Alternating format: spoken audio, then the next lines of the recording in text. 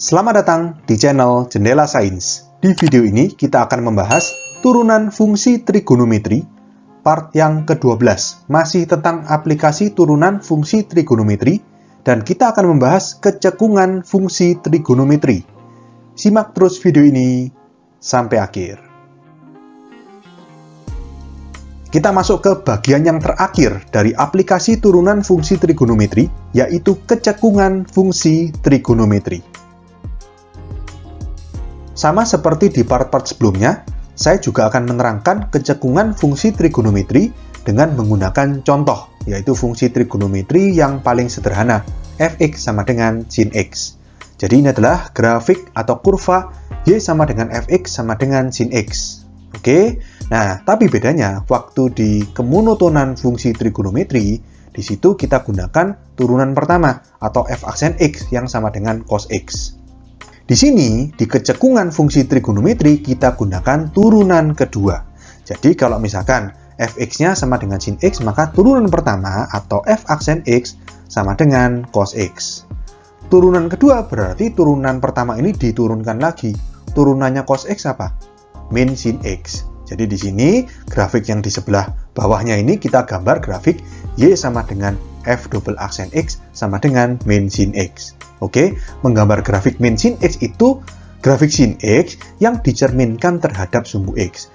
Jadi kurva yang berada di atas sumbu x menjadi di bawah sumbu x, dan kurva yang berada di bawah sumbu x menjadi di atas sumbu x. Jadi sumbu x ini menjadi cermin. Jadi ini adalah gambar grafik y sama dengan f double aksen x sama dengan min sin x. Oke, sama juga kita membuatnya atas bawah agar bisa membandingkan apa yang terjadi pada grafik fx dan apa yang terjadi di grafik turunan kedua atau f double aksen x. Oke? Pada kurva y sama dengan sin x, untuk 0 lebih kecil sama dengan x lebih kecil sama dengan 2pi berlaku. Nah, di sini ada 3 daerah yang akan kita bahas. Yang pertama, 0 lebih kecil x lebih kecil pi. Berarti x-nya antara 0 sampai pi. Antaranya sumbu y sama pi. Pi itu di sini ya. Nah, kita kasih garis warna biru untuk lebih memudahkan memisahkan daerah yang kiri dan daerah yang kanan.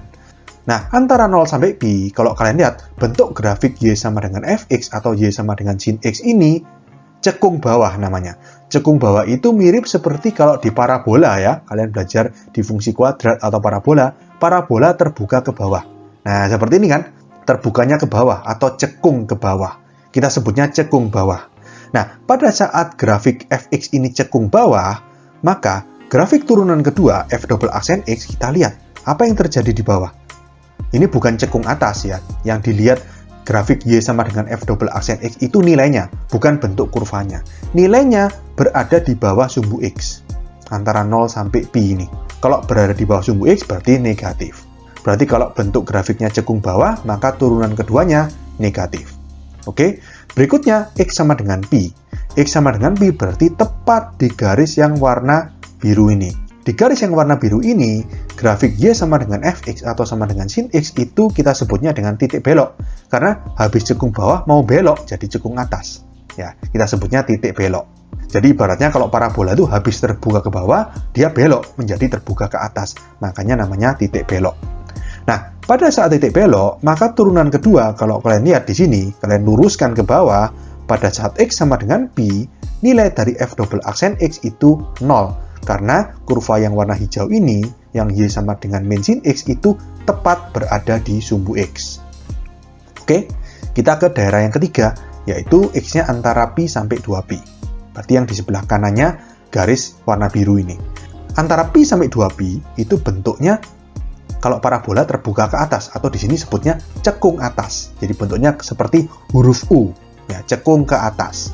Nah, kalau fx ini cekung atas, kita lihat di grafik yang bawah ini, maka nilai dari kurva y sama dengan min sin x itu berada di atas sumbu x atau positif. Ya, jadi di sini bisa kita simpulkan, kalau kurvanya cekung bawah, turunan keduanya negatif. Kalau kurvanya cekung atas, turunan keduanya positif. Kalau titik belok, habis cekung bawah mau belok menjadi cekung atas, atau sebaliknya, bisa juga dari cekung atas belok menjadi cekung bawah, itu nilai turunan keduanya 0. Oke? Dari penjelasan tadi bisa kita simpulkan, ya, kalau fungsi itu grafiknya cekung bawah, maka f double aksen x negatif atau lebih kecil dari 0. Gambarnya seperti ini, cekung bawah. Kalau parabola itu parabola terbuka ke bawah. Dan cekung atas itu kalau f double aksen x positif, turunan keduanya positif, lebih besar dari 0. Bentuknya seperti ini, seperti huruf U, terbuka ke atas atau cekung atas. Dan titik belok itu kalau misalkan habis cekung bawah mau cekung atas, atau habis cekung atas mau cekung bawah, kan harus belok. Ya, jadi itu f double aksen x-nya tepat sama dengan 0. Turunan keduanya 0. Ada dua macam. Yang pertama, ini kalau misalkan kita masukkan f double aksen x sama dengan 0, ketemu x sama dengan a ini adalah titik beloknya itu. Di sebelah kirinya a negatif, di sebelah kanannya a positif. Negatif artinya cekung bawah, positif artinya cekung atas. Berarti habis cekung bawah mau cekung atas. Ya kan? Berarti ini titiknya kita sebut titik belok. Dan yang kedua, ini sama ya, ini A, tapi di sini kirinya positif, kanannya negatif. Positif itu cekung atas, negatif itu cekung bawah. Berarti titik belok di sini habis cekung atas mau cekung bawah. Berarti seperti ini. Oke, ini adalah titik belok. Nah, di sini jangan bingung ya. Di turunan pertama, waktu di selang kemonotonan, juga ada yang namanya titik belok.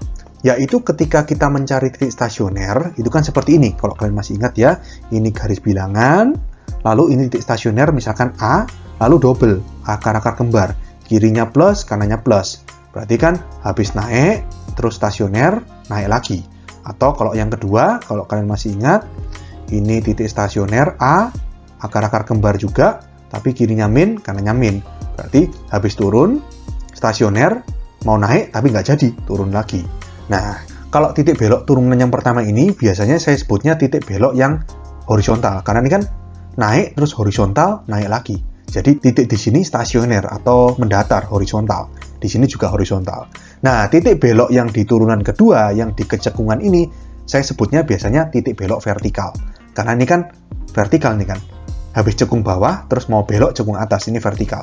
Atau juga habis cekung atas, mau belok menjadi cekung bawah, itu juga seperti garis vertikal. Ya, jadi di sini ini penyebutan titik belok horizontal sama vertikal itu dari saya yang menyebutkan ya. Jadi kalau di buku itu nggak ada bedanya, sama-sama titik belok. Cuma di sini saya membedakannya, ini saya sebut titik belok yang horizontal, yang turunan pertama, yang turunan kedua, yang kecekungan, ini saya sebutnya titik belok vertikal. Oke?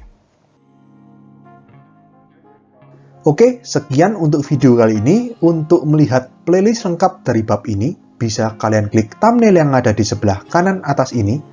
Jika ada pertanyaan, saran, maupun kritik, bisa kalian tulis di kolom komentar. Semoga bermanfaat dan sampai jumpa di video selanjutnya.